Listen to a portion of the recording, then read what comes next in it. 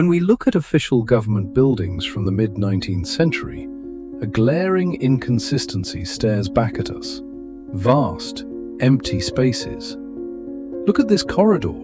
Its height seems excessive even for the grandest palace. But this isn't a palace. It's an ordinary administrative building. Official history tells us this was for ventilation or a display of imperial grandeur.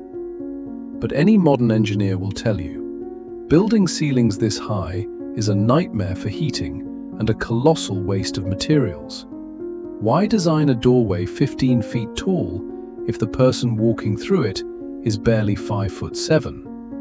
In these halls, the scale of the human body feels out of place, as if we are merely temporary tenants in a house built for someone else entirely.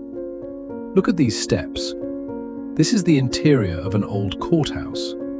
For the average person, climbing this staircase is an actual workout. We've been taught to dismiss this as monumental style, but architecture is, first and foremost, about ergonomics. Why build steps that require you to lift your leg unnaturally high? Unless for someone else, this stride was perfectly natural. Researchers of old world architecture often notice something strange. These buildings frequently have two sets of stairs, one with massive steps and another, hidden, smaller one for the servants. But what if we were the servants to the true builders?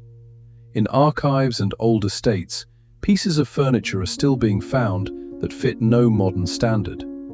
These aren't ceremonial thrones, they are functional desks and chairs. Look at the proportions. A person of average height looks like a child next to them. We are told this was status furniture. Yet, these items show clear signs of wear. Scuffs on the armrests, scratches on the desktop. Someone worked at this desk. But whose hands were large enough to comfortably turn the pages of the massive ledgers found with them? Let's return to the photographs. It's often said that giants were a rare genetic anomaly, but archival group portraits from the late 19th century paint a different picture. We don't see sickly individuals with canes, we see strong, imposing figures. They stand in the back rows, towering over the crowd by 3 or 4 feet. This doesn't look like a random mutation. It looks like the coexistence of two different biological classes within one society. This is especially noticeable in military photographs. The army is a place where everything is standardized: height, uniforms, equipment. And yet, among a row of soldiers, we often find a figure who looks like a mountain. This individual wears the same uniform and carries the same serious expression.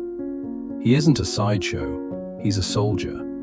It seems that at the time, the presence of such individuals in the ranks was taken for granted. In mass culture, we've been sold the image of the circus giant, the tragic figure displayed for money. But look at these formal portraits. We see intelligent faces, expensive suits, and confident poses. These people do not look like victims of exploitation. They look like the elite, like those who manage the process rather than those who perform for it. There is a theory that giants were a functional caste. Before the advent of heavy machinery, people of such stature and strength were indispensable as overseers, guards, or master engineers.